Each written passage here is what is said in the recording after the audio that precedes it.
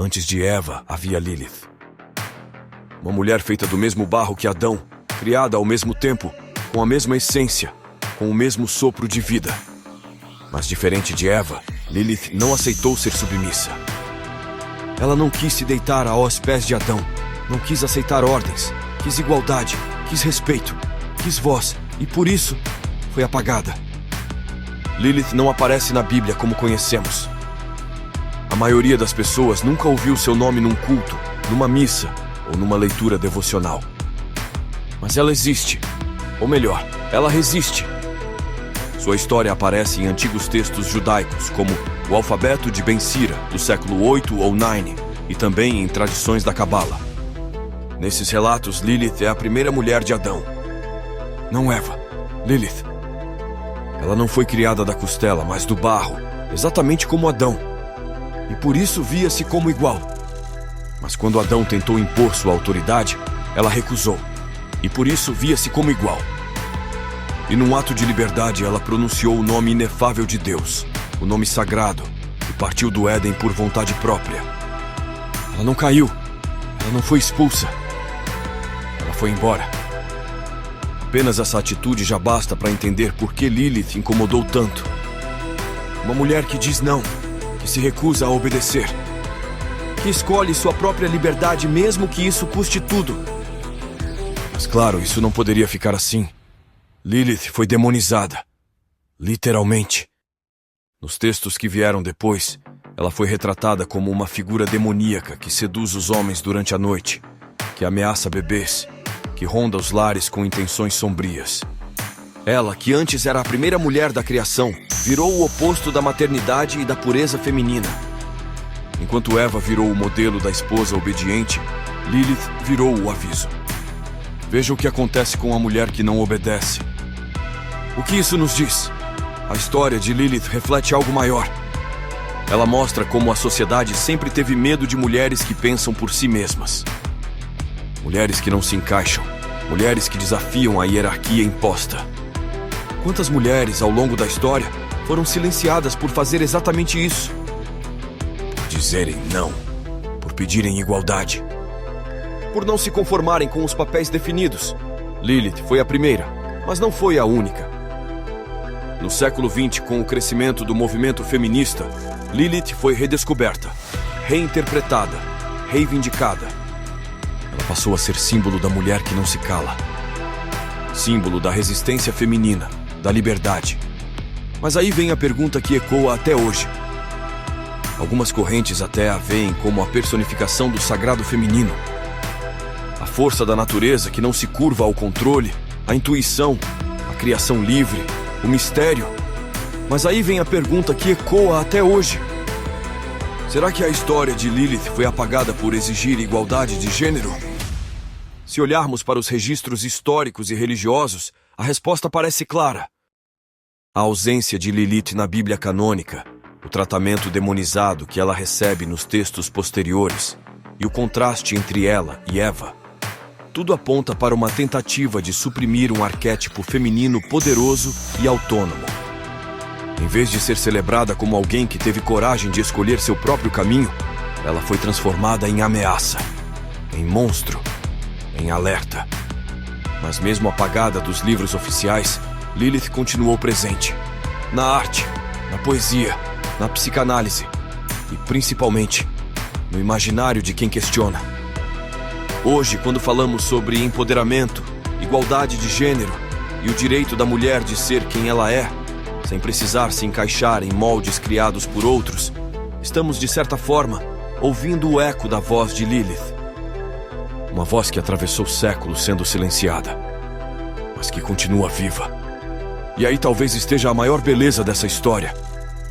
Lilith não precisa ser entendida como uma figura literal, como um ser histórico ou espiritual. Ela pode ser vista como símbolo, símbolo da escolha, da coragem, da recusa e da liberdade. E essa pergunta que paira sobre sua história continua atual. O que acontece quando uma mulher exige igualdade? O que acontece quando ela não aceita se calar? Quando ela recusa o lugar que deram a ela? Quando ela abandona o paraíso porque sabe que aquele lugar nunca foi feito para ela? Talvez a história de Lilith não seja só sobre o passado. Talvez seja um espelho, um convite à reflexão. E um lembrete de que toda tentativa de apagar uma voz só prova o poder que essa voz tem. E você? Já tinha ouvido falar de Lilith? O que você acha dessa história? Ela foi mesmo apagada por exigir igualdade? Ou será que a transformaram em vilã porque não sabiam como lidar com sua liberdade? Lilith questionou Adão, questionou a hierarquia. Ela queria igualdade. Ela queria dividir, não obedecer. E quando viu que Adão não a trataria como igual, decidiu ir embora. Ela preferiu a solidão à submissão, a liberdade ao conforto, a própria verdade ao paraíso alheio. E foi por essa escolha que Lilith foi apagada. Enquanto Eva é lembrada como a mulher que cedeu à tentação, Lilith é a mulher que teve coragem de dizer não. Eva permanece no jardim, mas sob regras. Lilith sai do Éden, mas com dignidade. Historicamente, a figura de Eva foi usada para justificar o papel submisso da mulher na sociedade. Obediente, recatada, moldada à imagem do homem. Lilith, por outro lado, foi demonizada, transformada em espírito maligno, em símbolo do perigo feminino, do caos, da desobediência. Mas será que isso não diz mais sobre o medo da liberdade feminina do que sobre ela mesma? Eva representa a mulher idealizada pela tradição patriarcal. Lilith representa a mulher livre, que escolhe seu caminho mesmo com todas as consequências. Em um mundo onde tantas mulheres ainda lutam para serem ouvidas, respeitadas e tratadas com igualdade, Lilith ressurge como uma figura inspiradora. Não porque foi perfeita, mas porque foi corajosa. Ela não aceitou ser moldada. Ela foi íntegra consigo mesma. E mesmo sendo esquecida por séculos, sua história voltou, mais viva do que nunca. Enquanto Eva é a mulher que foi feita para agradar, Lilith é a mulher que ousou existir por si mesma. E talvez por isso, Lilith seja hoje mais importante do que nunca. Não como uma rival de Eva, mas como um lembrete de que existe um outro caminho. Um caminho onde a mulher não é criada da costela de ninguém, mas sim da própria força que carrega dentro de si.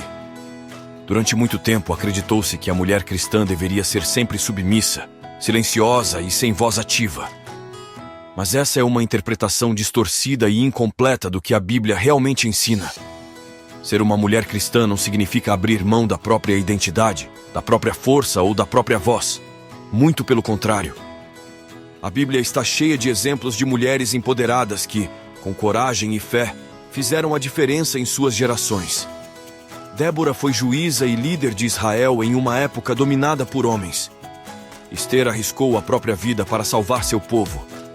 Maria, mãe de Jesus, disse sim a um chamado que transformaria toda a história da humanidade.